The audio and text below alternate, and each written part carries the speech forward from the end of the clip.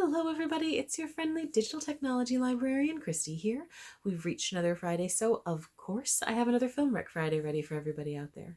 So today we are continuing with our exploration of subgenres in the horror genre, and we are going to focus on films all about zombies. So zombie films have been around for a very, very, very long time, but we really saw our first really big burst of interest in slightly more mainstream audiences with George Romero's Night of the Living Dead. And then in the last decade and a half, we've really seen another hit into the mainstream with some really, really interesting properties like Walking Dead, where, not only did you have like a very popular graphic novel, but then that turned into this sort of explosion of fame with the television adaptation. So it was one of those water cooler TV series, and it really seemed like people from everywhere started to get really, really interested in this particular subgenre, even when they weren't necessarily horror fans. And anytime you see that, that's when the subgenre really benefits. We started seeing a lot of other indie filmmakers making some really big inroads and making some phenomenal, phenomenal films. And today I have a few recommendations that are a little bit off the beaten path of like the general mainstream, and then one that I mention every year just because it's actually one of my favorite films of all time, whether we're talking about horror or just movies in general. So yeah, I've got a handful of recommendations that I hope will reach people who either are horror fans or just fans of really good storytelling. As always, these recommendations are available to you entirely for free with the use of your Milan-Berlin library card. And without any further ado, let's go ahead and jump into the zombie recs. Okay, one of my favorite aspects of the zombie subgenre is the fact that it is always changing. We have the original moaner groaner zombies that I think a lot of us flash to the minute we think of zombie movies.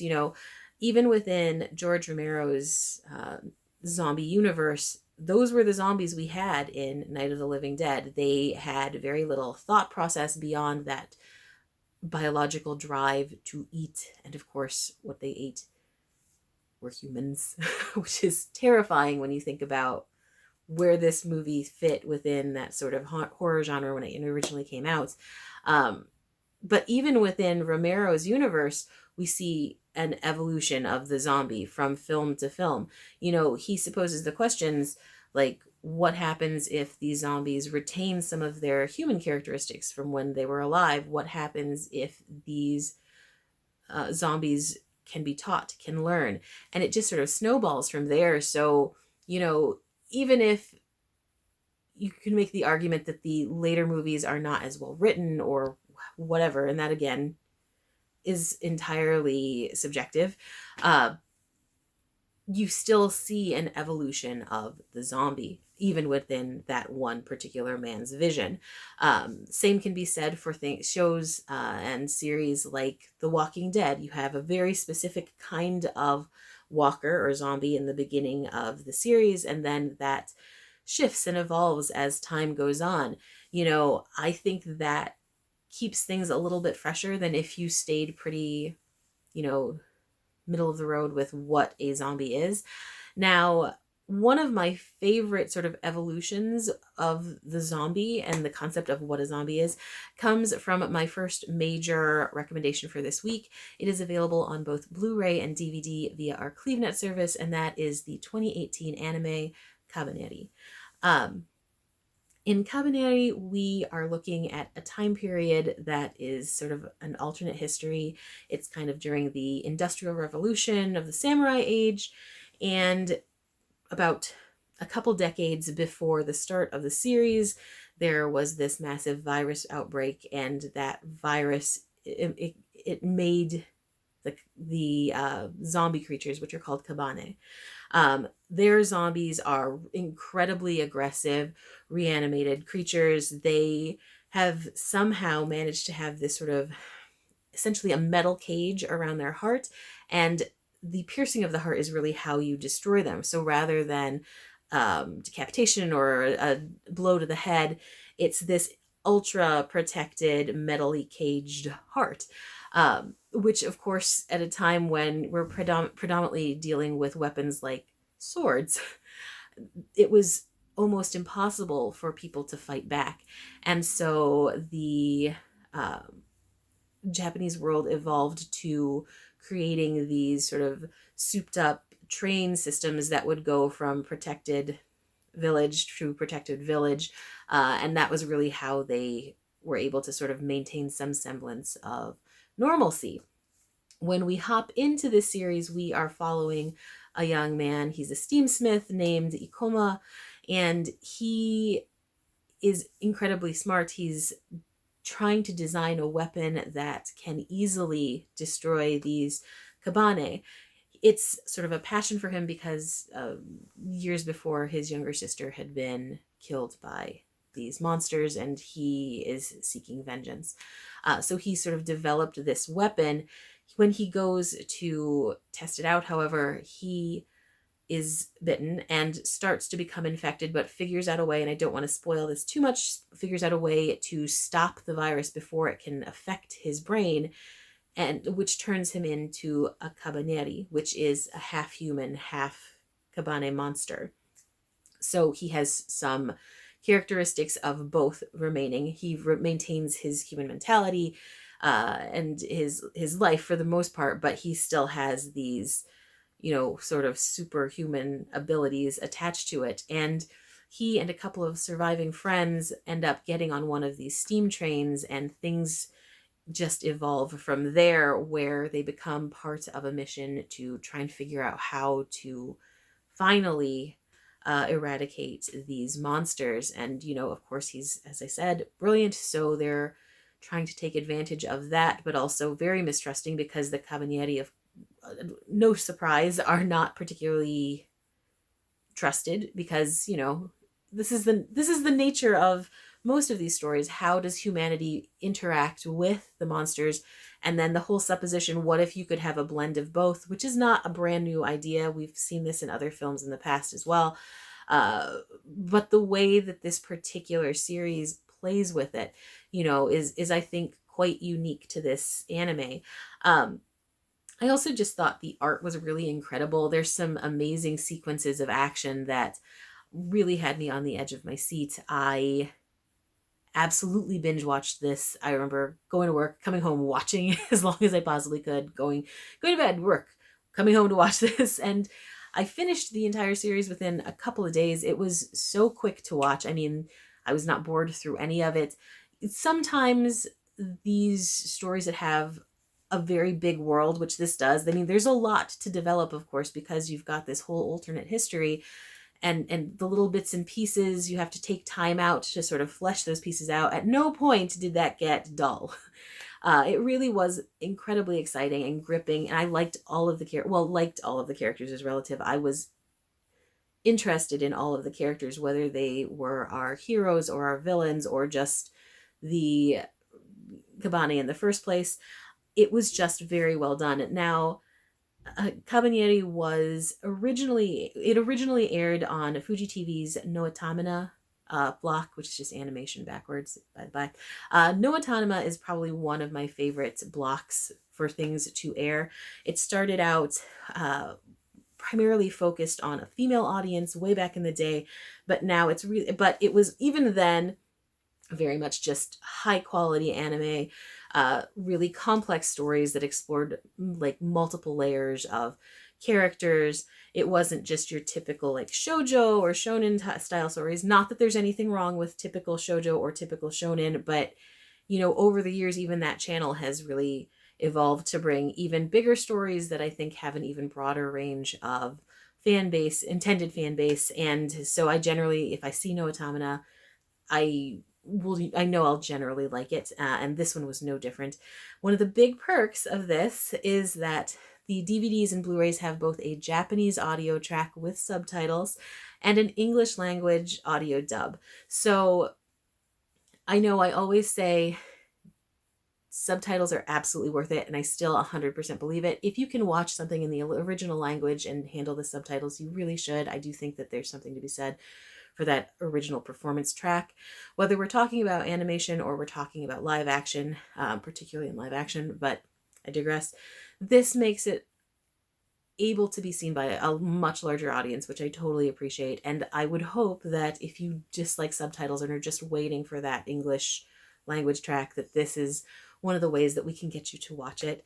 I know anime also is one of those polarizing formats, just because, people who are familiar with like Naruto or Pokemon, like that's not my thing, or, whatever preconceived notions you might have about that particular art form, anime is, again, soapbox, there's an anime for everyone and every interest and every genre and subgenre.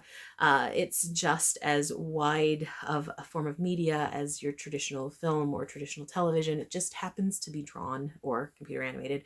But Kabaneri, for me, in the last handful of years, has been one of those series that I really, really absolutely adored and would 100% recommend, even to people who are not traditional anime fans, who you're just looking for a really good storyline, especially if you happen to be a zombie film fan, and if you say enjoyed the K-drama Kingdom, which is on Netflix. So if you happen to have a Netflix subscription, you should 100% watch that. It's so good.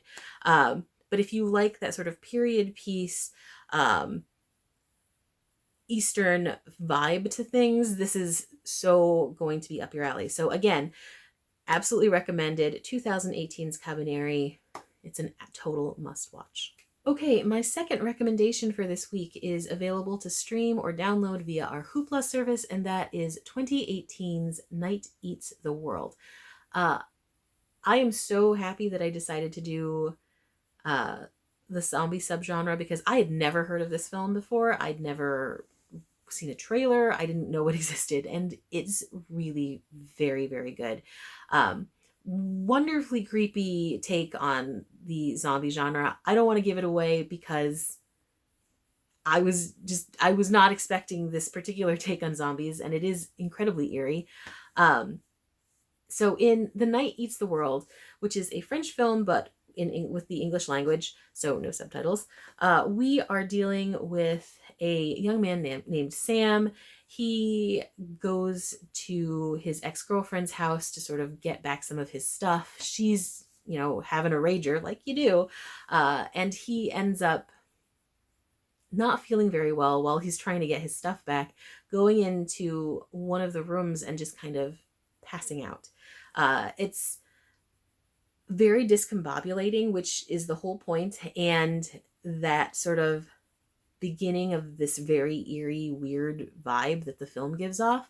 When he wakes up, he is already in the middle of the apocalypse. We don't really know what's going on. He just sees there's blood on the walls. There's just a lot of really creepy visual cues that something has gone wrong in this period of time that he has been asleep. And our first glimpse of these new zombies is when he opens the door to the hallway, and there they are. And it is, I don't know that I would call it a jump scare, but it is very much an unsettling moment. And from this point on, Sam is just trying to deal with his new reality. He is the only living person that he has come across in this building in which he has essentially fallen asleep and woken up in. And everyone else is this newfangled kind of zombie. And that's really almost more what this film is about, the isolationism.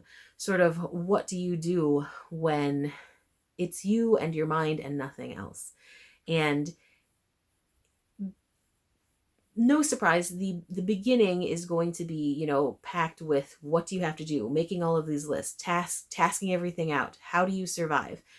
But once you have sort of your basics of survival, he goes and, locks down his building as best he can. He sort of searches for survivors. There aren't any. He searches out rations. He figures out a way to ration all of those items that he has tracked down. But what happens then?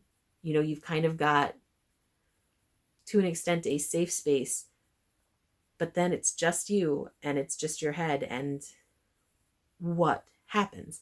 And this sort of breakdown of your mental health as all of these things are happening, you know?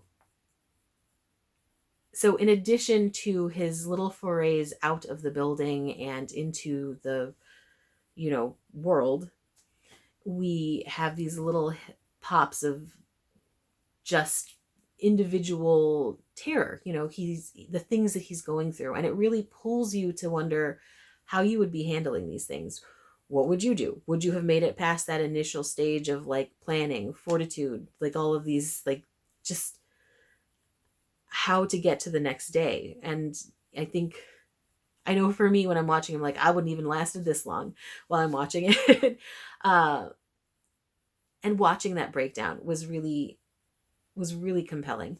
So juxtaposing like all of this insular, like what makes this person a person, what makes life worth living, survival, how important is that versus quality of life, compared to, again, these really creepy zombies.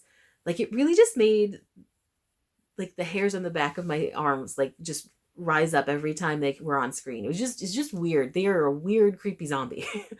um like a combination of many zombies from many different films and TV series, but there's one particular characteristic that makes them particularly unsettling. So yeah, we've got Sam trying to deal with this enormous amount of fear all on his own. What does that do to his mental health? What are the next steps? And then, because the city he's in, which is Paris, seems to be essentially devoid of life from his point of view. Is there a point at that point? Is there a point at that point? Sorry. What is next for him?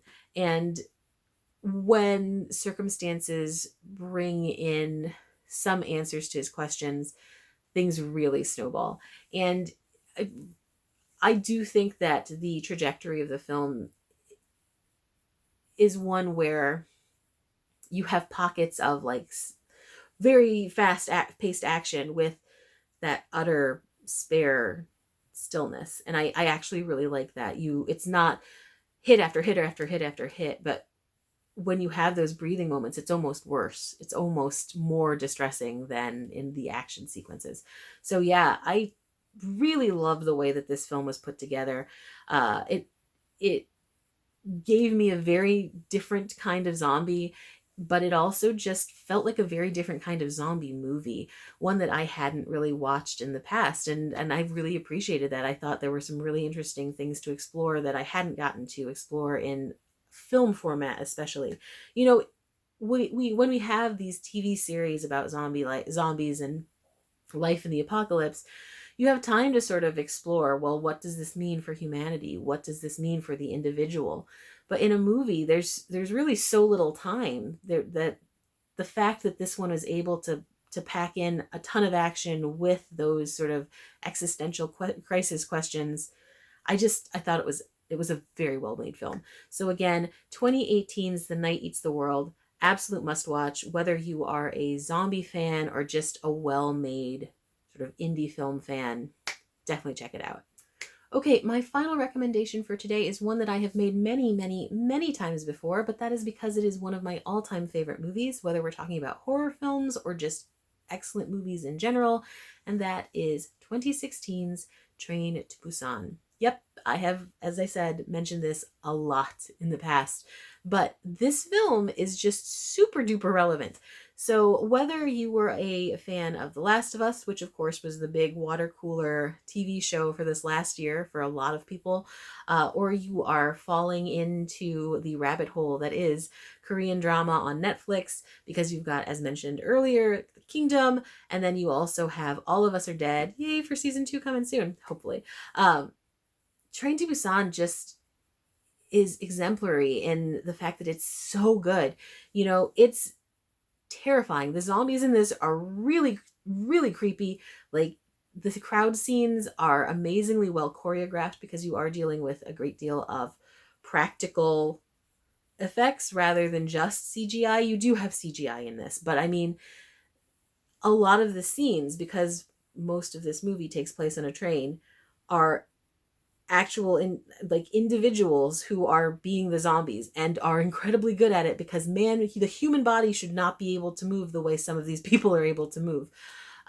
And it's just so well done in that aspect. So zombies, check. But just the storyline, man, it's less than 2 hours, and you are so attached to certain characters. That's I think one of the most amazing things about this film is that it is just as emotionally affecting as, the most intensely acted drama or whatever. And this is a zombie movie. That's just not something you generally get. I think that's one of the things that resonates for people with the long form series. The Walking Dead, we get to know these characters, we get to grow to love them, but that's an attachment that forms over years. You've got season after season of that. So when deaths happen, they're very impactful. This is a movie. All of that emotional growth and attachment has to happen within the span of 2 hours. So the fact that it is so incredibly effective, because man, every death is a killer, except for the ones where you're rooting for deaths. And that's the other element that I love about this. Within the 2 hours, of course, we've got those crazy action sequences. We've got the growth of characters. We've got that emotional attachment going on. But you're also having an exploration in several scenes of like, what does humanity do when faced with these situations? Like, there are several moments of mob mentality that are incredibly distressing to watch, because while you're seeing it happen, you 100% know this is what would happen in real life. If we did have a zombie apocalypse, these would be the people probably running like each little enclave of survivors, because those tend to be the kinds of people who manage to shove their way to the top. And man, you root for those zombies to be successful in their goals at some points in this. And again, 2 hours. It's really, really fascinating how well this film, I hesitate to use the word manipulates, but man, it is how this film takes you and spins around your emotions and gets you so invested. And I have seldom watched a movie that I have been so invested in the outcome. And so I recommend it a lot, because it's one that I like so much that I want to share it. And it's one that I feel like I don't have to be nervous about recommending, because I have plenty of those in my bag of picks. Like, there are definitely movies where I'm like, I have to think about what this person likes and what that person likes and their sensitivities or any triggers. This is just one that's good. This is just a good zombie movie, or a good movie in general. Great for people who don't like horror films but can handle some gore, because it is a zombie movie, so it's not like devoid of gore. But especially good for people who are just looking for an incredibly well made film, because as I mentioned, production values are sky high here, but who are also looking for incredible acting.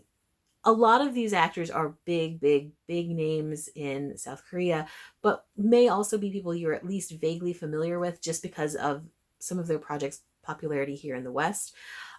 You have like I said, a huge pool of actors who are just so good at embodying these roles, whether we're talking about heroes or villains. And just the storyline. The storyline is so amazing. Like, it's very simple. That whole, what will a father do to protect his child? Like, that's the heart of this one. And there are some incredible side plots going on, again, within 2 hours. But really, that's the real kicker is, what is the main character's end game? How is he going to succeed in protecting his child? What is he willing to do? And the film just really embodies all of that all together. What's great is that not only are you able to borrow Train to Busan on Hoopla, but you're also able to borrow its sequel, Peninsula, which just explores sort of the aftermath from a totally different character's perspective. And while Peninsula is nowhere near as good as Train to Busan, it is a nice way to flesh out this universe. There's also an animated prequel that is also available on Hoopla. I will link both of those titles down below as well, just so you can check them out if you're interested. But 100%, you need to check out Train to Busan. If I have not been able to convince you in the past, I hope I'm able to do that here. Such a good movie. So recommended. So again, 2016's Train to Busan, 100% must watch. Okay, so that is it for Zombie Week. If you have a recommendation for a movie you love as much as I love Train to Busan, please comment with that zombie title below. If you have any recommendations for topics that you would like to see us explore in the future, please also comment with that below. Also, tune in for next week. Next week, I am going to explore creepy kids films, and I've got some really great picks on that one, so definitely stay tuned for that. As always, thank you so much for joining me. It's always so much fun to put these lists together, and October is, as many of you know, my favorite month to do these lists. So with that, I'm going to go ahead and close out this episode. Once again, thank you for joining me, and I will see you next week. Bye-bye.